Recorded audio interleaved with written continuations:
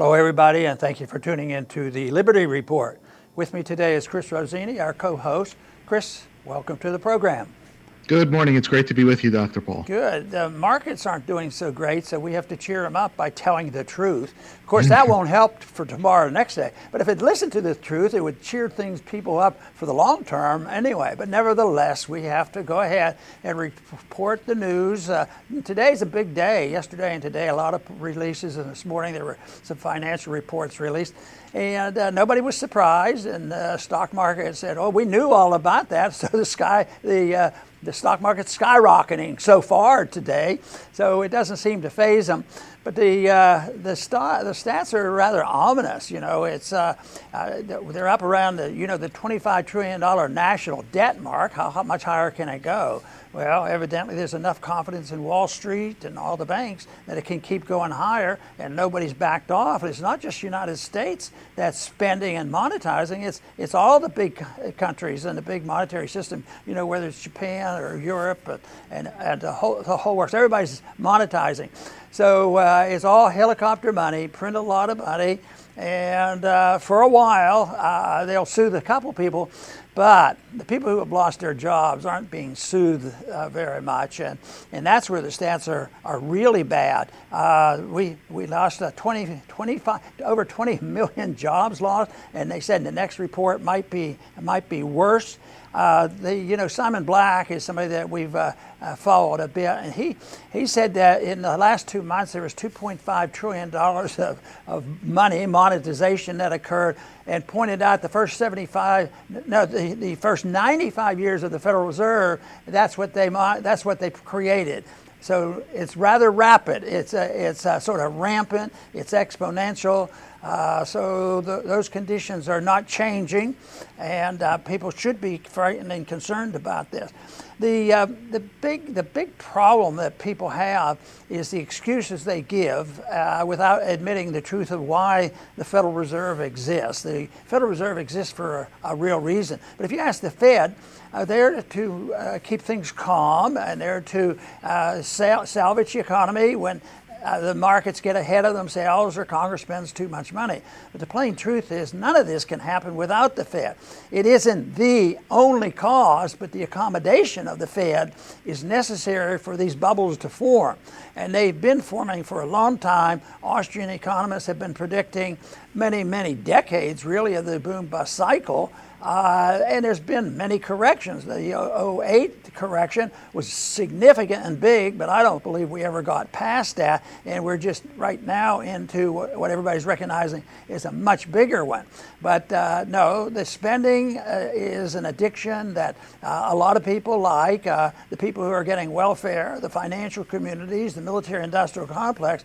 But without a Fed to monetize the debt and temporarily pay for it with fake money and put it into the debt basket. See, even the $25 trillion of debt doesn't represent the mistakes made, the spending, the deficits by individual corporations, spending money on things that just blow up in smoke, rather than spending money and increasing the wealth and prosperity of the middle class. I would say the system that we've had, the biggest threat for us because of it has been the misinterpretation on purpose to blame free enterprise, the free market, sound money for these problems. At the same time, they think that they can keep doing this and not have a real calamity, and that's what we're facing right now. The calamity is here. We're in the middle of it. It's been compounded by the virus, the coronavirus, but that isn't the cause. It's just part of the problem, and the response to that is typical of every response in the financial system: print more money, print more money. Anybody who has a complaint and they have more than 10 people to lobby for it, they get a check. But that of course is going to come to an end, and the stats are bad.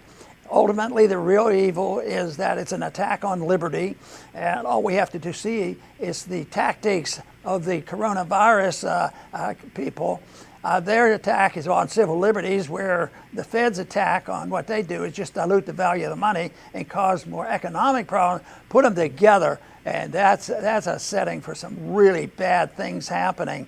And I think there's an illusion when some of these bad days and stats come out, and they say we'll print. And then the market say, hey, no, that's not too bad. As long as they print the money, we'll be all right. We'll worry about the deficit later on. So, Chris, I know you have an easy answer for this, and you're going to tell us what it is and what we should do. But why don't you give us a little of your input on exactly how you see some of these statistics? Actually, the answer is easy. It's just getting people to accept it is the hard part. You know, we just crossed 25 trillion in debt. And just to put that in perspective, it took over 200 years to get 1 trillion in debt. It was in 1981 where they hit 1 trillion. Now the debt rises 1 trillion in less than a month. So you think they have this under control, or are they into desperation phase?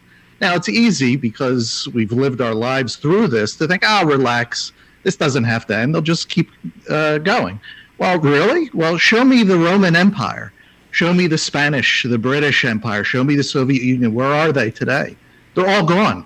They all go broke. This has a 100% failure rate. And, America's founders, they warned us, don't go down this road. They actually abolished the attempts before the Federal Reserve was formed. They abolished the central banks. There was like 3 of them beforehand, and they got rid of them. But the Fed stuck. We're now 100 years later, and we're now living the disaster that was inevitable. Once they created the Federal Reserve, free markets was gone, liberty was gone, sound money was gone, and now we're alive here to experience it. And it's time to say no more. It's time to go back to sound money.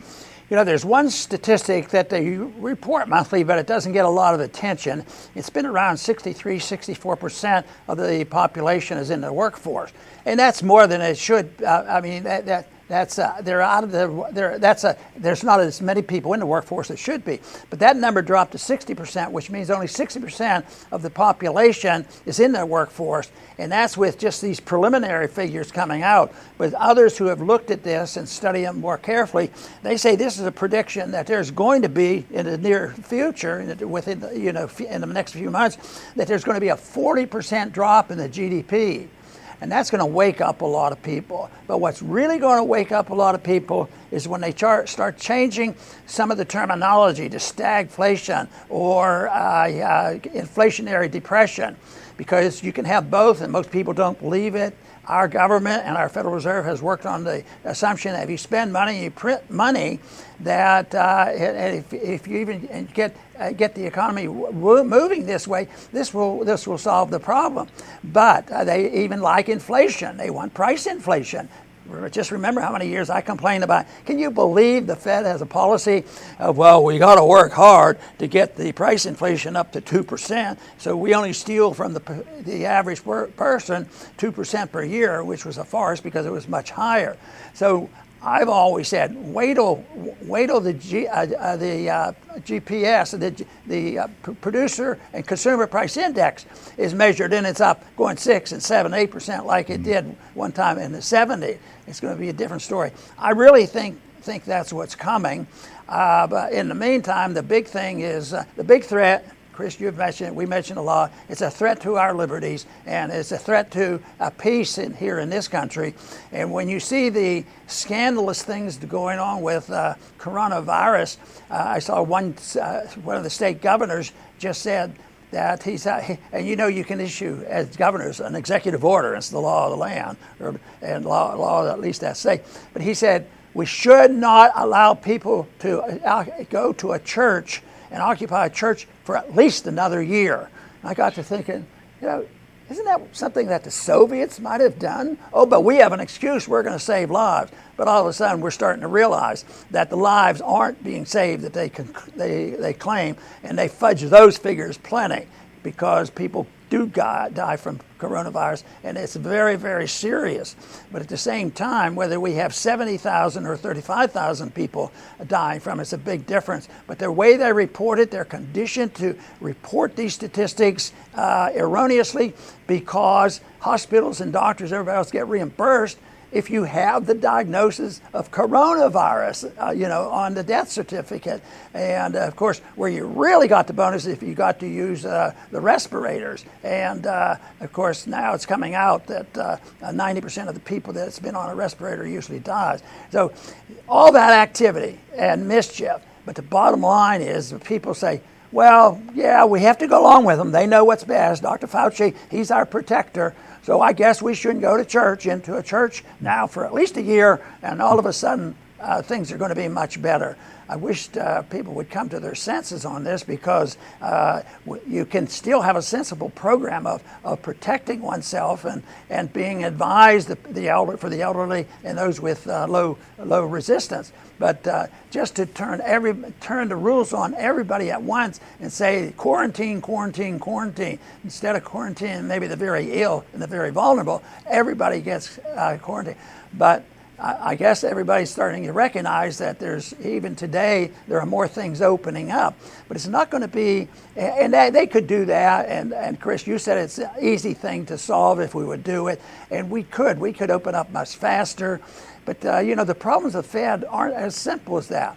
I think coronavirus rules and regulations are not as easy to get rid of, but it would be less onerous as it is when you try to undo what the Fed has done, because that is when you cause the real chaos and anger of what happens, because they will not give up on the spending and the monetization, and that ultimately is what they have to do.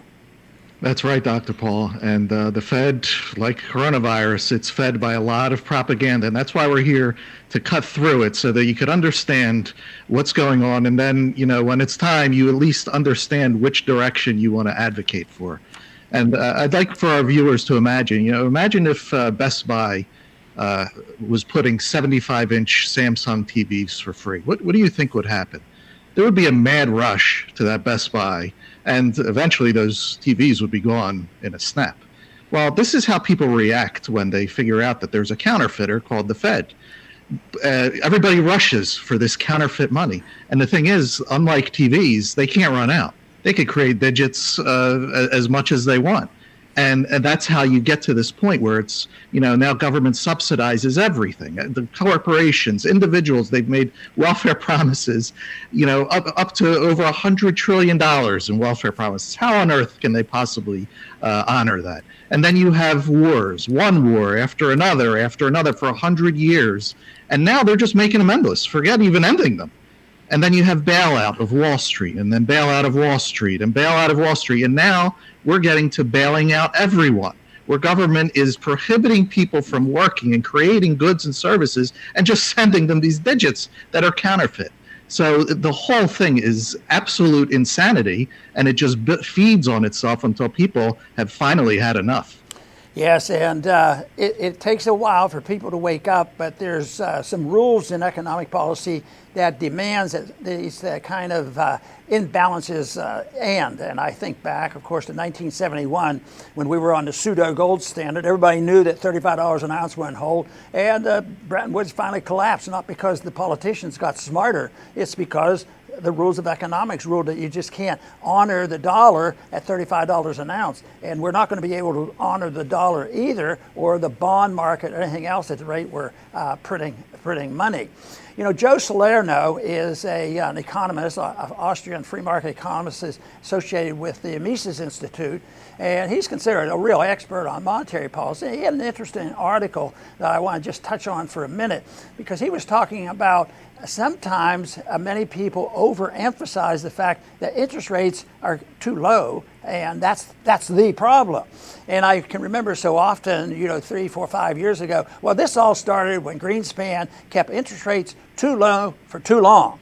Well, there was a problem with interest rates being too low, but it wasn't the issue. The real issue, and this is what Joe points out in his article, this is what we're talking about all the time, it's the expansion of the money supply. It's the printing of this fiat money, the distortion, and it does distort interest rates. And I keep thinking, why should people put their money in treasury bills and not demand interest rates? Because we know that the inflation is going to erode the purchasing power of that money in a year or two or three, however long the bond is for. And then it finally dawned on me, probably the reason for this is there's so many dollars out there. They're not distributed by the marketplace because middle class people don't have so many dollars they don't know what to do with it. But the people on Wall Street, and the record showed the other day, we're about to have our first trillionaire. So there's a lot of dollars there. But what if they think and they know, well, there could be a downturn, I'm getting so much money, what do I do with it? So they decide that there's so much flowing in. So the best thing they can do under these circumstances is put it into a U.S. government bond. So that drives the price down and the interest rate, that's the price up, because when the interest rates go down, if they're 5% and they go to zero and then minus, you're paying more for the bond. So the price goes up. And so everybody's rushing to it. It's sort of like a shortage of storage for the dollars. Instead of dollars being saved by people individually and interest rates being market determined and having a much smoother economy without the booms and busts, we have this collision between these two. So even the very, very wealthy might be able to manage that for a while, but ultimately, Chris, you've already mentioned that people are going to rush out of this. And when they do, everybody suffers. And of course, what I'm concerned about the most and talk about the most, and that is the lack of concern for liberty, because the more you get the government involved in this spending, it erodes, yes, our finances, but it erodes our liberty too, and this has been compounded with the coronavirus. So we're living in very dangerous times at the crossroads, because I believe we're in the process of making a decision of how we're going to handle this. How many Americans are disgusted with their violation of their civil liberties? How many people will be frustrated with the way the monetary system works and do something about it? And right now we're seeing a lot of people now are very disgusted about being locked up without due process of law. And there's a lot of incidents where people are just saying, enough is enough, let me take my own risks. And there are risks. There are risks in the financial markets, and there are risks in taking care of your health. The one thing I know for sure, if you're looking for somebody to protect your wealth and take care of you and have a fair economic system, the Fed's not the answer. And if you're looking for somebody to take care of your health matters, don't go to one player system and have some dictator tell you how you should protect yourself against the viruses, and we'd be a lot better off. We did it that way for a long time, but it's only been in recent history that we have become so dependent on the government for everything. So the motto for me is move away from dependency of government. That's what we need to do as quickly as possible. That's correct, Dr. Paul. I'll finish up by saying, you can't have limited government with a Federal Reserve central bank. You cannot have liberty, you can't have free markets, and you surely cannot make America great again. You can talk about it all you want, but as long as they're there counterfeiting money, it's never going to happen. You can't have government have its own printing press. If government wants to spend money, let them propose what they want to spend and send us the bill. Do you think they send us any bills now? They don't care what we think. They don't even like who we elect as president. So if they have their own counterfeiting machine, they're going to turn themselves into the biggest government in the history of the world, and that's what we have. And if you think for 1 second that Thomas Jefferson, Samuel Adams wanted the biggest government in the world, you have no idea about American history. Patrick Henry didn't say he said, give me liberty or give me death, not give me the biggest government in the world. So if we want liberty, the Federal Reserve has to go someday. They're probably going to end themselves, but what people should want at that moment is sound money. No more of this government can finance itself, and we have no say in the matter. And liberty can be reborn once again in this great land. Very good. And I'd like to close with talking a little bit about how does one prepare for what we're going through now and what is likely to come. And that's difficult because there's so many obstacles. How do you prepare against runaway inflation and such a gigantic enemy that's involved with the Federal Reserve and the stock markets and the control of all this wealth? It's not easy. But people can do it, and they've been thinking about it for years, and self-reliance is important, and people have tried to become self-reliant, more so now than ever because they're starting to get witnesses. And that is, what happens if it's difficult getting food and other things? And I dread the thought of that because I still hope that we come to our senses before it gets that bad.